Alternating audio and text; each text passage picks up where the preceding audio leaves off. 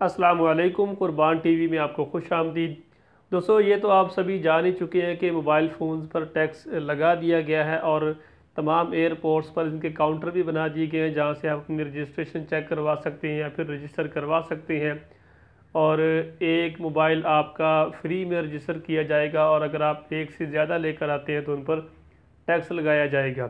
तो यहाँ पर कुछ सवालात आए थे ओवरसीज़ पाकिस्तानी भाइयों की तरफ से। दो तीन सवालात हैं जो बहुत ज़्यादा मर्तबा किया गया है वीडियोस के नीचे, तो मैं उनके जवाब देना चाहूँगा।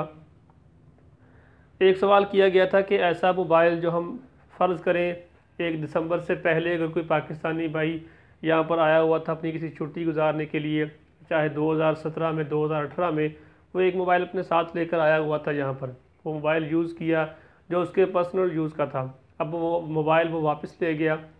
अब अगर दोबारा से वो वही मोबाइल लेकर आता है, अब जब भी आता है 2000 या फिर इस नई पॉलिसी के बाद, तो क्या वो वाला मोबाइल जो पहले वो पाकिस्तान के अंदर यूज़ कर चुका है उसको भी दोबारा से यहाँ पर लाने के बाद यूज़ करने का उसको टैक्स देना पड़ेगा?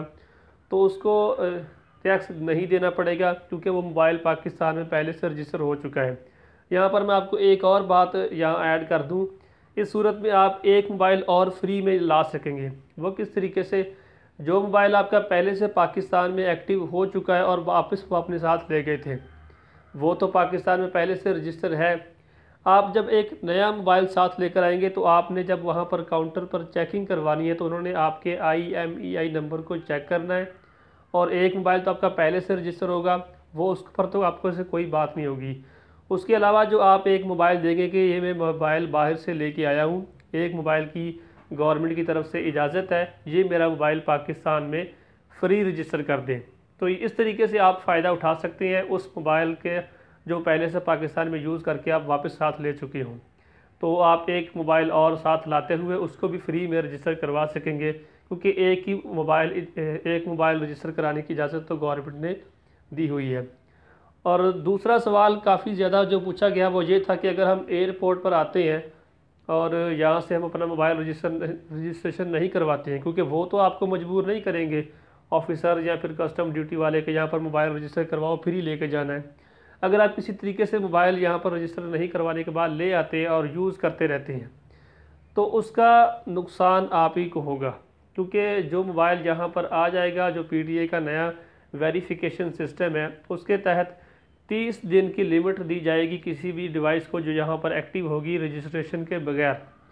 30 दिन के बाद वो ऑटोमेटिक यहाँ पर ब्लॉक कर दी जाएगी, तो उसका आपको ज़्यादा नुकसान होगा।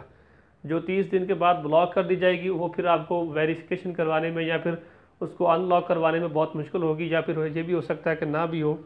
तो इसलिए बेहतर यही है कि अगर आप कुछ लेकर आते हैं तो उसकी रजिस्ट्रेशन करवा लें नए रूल के तहत। और तीसरा सवाल था कि टैक्स कितने फ़ीसद होगा। तो इस बारे में जो जितनी भी वेबसाइट्स या जितनी भी न्यूज़ मैंने देखी हैं, कम से कम 20% टैक्स तो लगने के चांसेस हैं। 20% से ज़्यादा हो सकती हैं, 20% से कम की कहीं पर भी मैंने कोई न्यूज़ नहीं देखी है।